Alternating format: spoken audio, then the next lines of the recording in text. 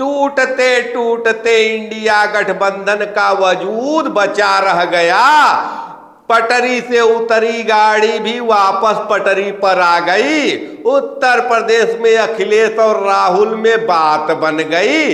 अखिलेश को आंख दिखाने वाली पल्लवी पटेल के भी सुर बदल गए। कांग्रेस पार्टी और केजरीवाल में दिल्ली में भी समझौता हो गया। कांग्रेस पार्टी और केजरीवाल का समझौता गुजरात में भी हो गया। गुजरात की भरूच लोकसभा सीट कांग्रेस पार्टी आम आदमी पार्टी को देगी लोकसभा 2024 का चुनाव लड़ने के लिए।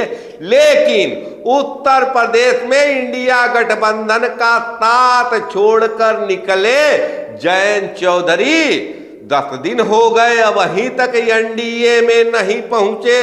लोग चश्मा लगाकर खोज रहे हैं कि इंडिया वाले जयंत चौधरी कब एनडीए में एंट्री मारेंगे। खैर, राज्यसभा का चुनाव चल रहा है और भारतीय जनता पार्टी में ज्यादा जोगी मठ उजाड़ों वाली स्थिति हो गई है। शायद भारतीय जनता पार्टी के एनडीए के कुनबों में ज्यादा पार्टियां शामिल हो गई हैं, तो हो सकता है कि 24 के चुनाव के पहले एक सिर फुटअव्वल एनडीए गठबंधन में भी देखने को मिले।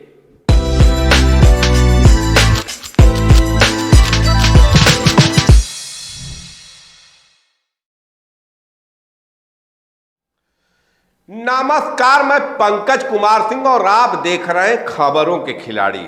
इस वीडियो में मैं समीक्षा करूंगा लोकसभा 2024 के चुनाव के संदर्भ में देश के दोनों बड़के गठबंधन की स्थिति की।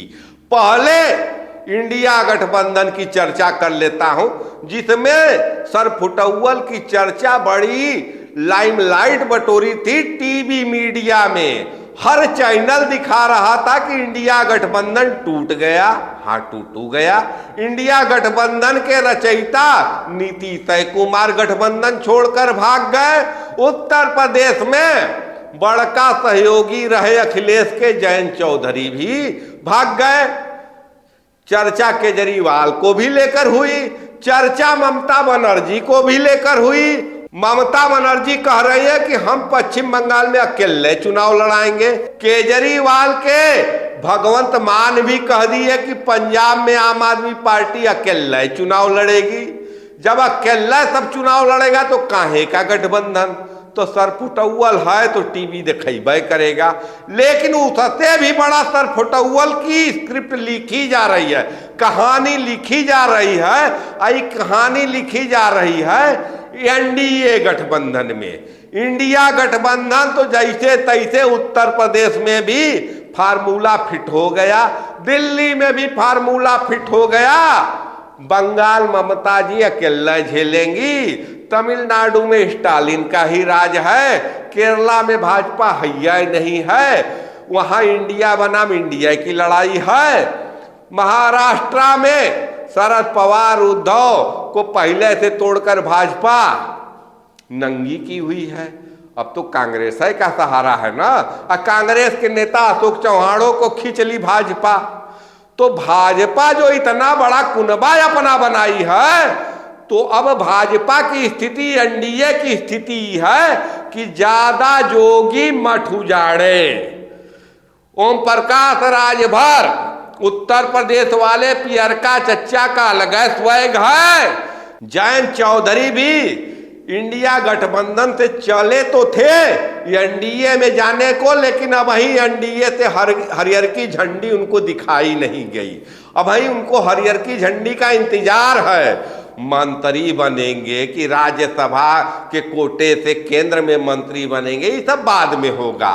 वही हाल बिहार में है। जीतन राम मांझी अलग मांग रहे हैं। चाचा भतीजा चिराग पासवान और पशुपति पारस इनका अलग मांग है। उपेंद्र कुशवाहा अलग मुंह फुलाए हुए हैं। सबकी तैयारी 40 की 40 सीट पर चल रही है। कौन कहां लड़ेगा कहीं कुछ किसी को नहीं पता है। तो सरफुटअव्वल तो होगा ही।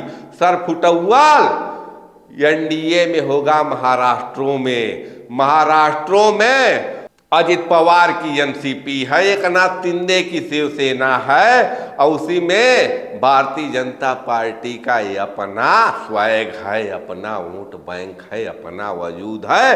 भारतीय जनता पार्टी कब वो अपने वजूद पर डकैती मारने का मौका अजीत पवार को नहीं देने वाली है, एकनाथ शिंदे को नहीं देने वाली है, तो सर फुटौल तो होगा ही।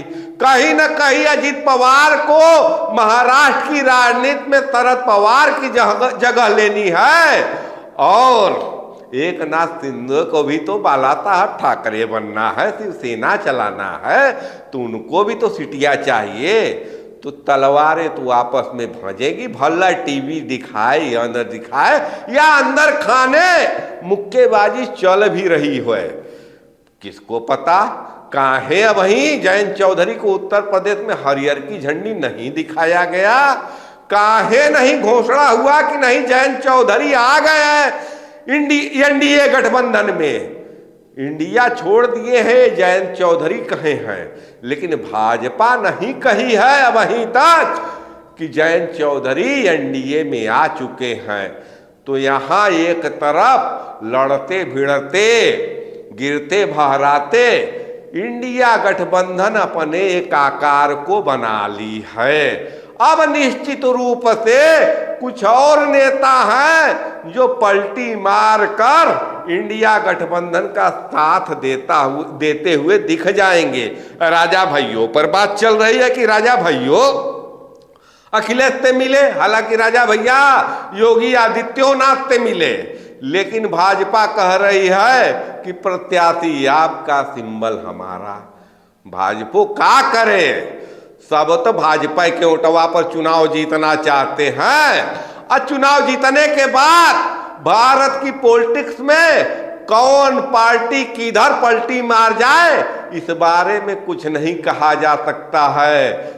अब भारतीय जनता पार्टी में तो राजनीति के चाणक्य हैं, वो काहे अपने वोट पर आपको डकैती मरवाएंगे और काहे अपने वोट के बल पर आपके पार्टी का सांसद बनवाएंगे। यहां समझौता इस बात पर हुआ है, हर एक नेता से, चाहे ओम प्रकाश राजभर हो, चाहे जयंत चौधरी हो, चाहे जीतन राम मांझी हो, चाहे उपेंद्र कुशवाहा हो, चाहे पशुपति पारस हो, चाहे चिराग पासवान हो, चाहे अजीत पवार हो, चाहे एकनाथ शिंदे हो, सबसे यह न समझौता हुआ है कि आप अपना वोट हमारे तरफ ट्रांसफर कराइए, हम अपना वोट आपके तरफ ट्रांसफर कराएंगे, दोनों जानी मिलकर अब की बार 400 पार करेंगे। तो 400 पार जाने की जो समीकरण है, इस समीकरण में अब वही 1-1.5 हफ्ता समय है चुनाव का तारीख की घोषणा होने में। इस बीच में सर फुटौल निश्चित है एनडीए में। अब वहीं तक तो इंडिया में चल रहा था, तो इंडिया कुल मिलाकर गिरते भराते संभल गई है। देखना बड़ा दिलचस्प होगा कि सिर्फ फुटौल की राजनीति एनडीए का वजूद कहां तक बनाए रखती है, क्या करती है भारतीय जनता पार्टी। फैसला तो उसी को करना है, और सब उसी के वोट पर सांसद बनाना चाहते हैं। सबको पता है कि ओम प्रकाश राजभर 1 सीट नहीं अपने बल पर जीतेंगे, जयंत चौधरी 1 नहीं जीतेंगे, चिराग पासवान 1 नहीं जीतेंगे, जीतन राम मांझी 1 नहीं जीतेंगे, उपेंद्र कुशवाहा 1 नहीं जीतेंगे। अरे 1 नहीं जीतेंगे की तो स्थिति में एकनाथ शिंदे भी हैं और अजीत पवारों हैं, तो सब तो 1 नहीं जीतेंगे। तो सबको भाजपा का ओटवा चाहिए, तो भाजपा अपने ओटवा पर काहे डकैती मरवाएगी।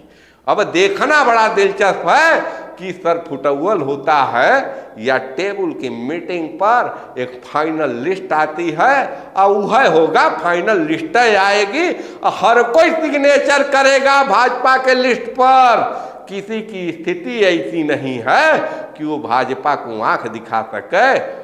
आप भी निगाहें बनाए रखिए, हम भी निगाहें बनाए हैं। देखते हैं कि लोकसभा 2024 में हवा का रुख किस ओर जाता है। अब वहीं तो नारा यही चल रहा है, अब की बार 400 के पार, अब की बार 370 पार, सब कोई उसी बयार में बह रहा है। आप भी देखते रहिए, हम भी देखते रहेंगे। देखते रहिए आप खबरों के खिलाड़ी। जय हिंद, जय भारत, नमस्कार।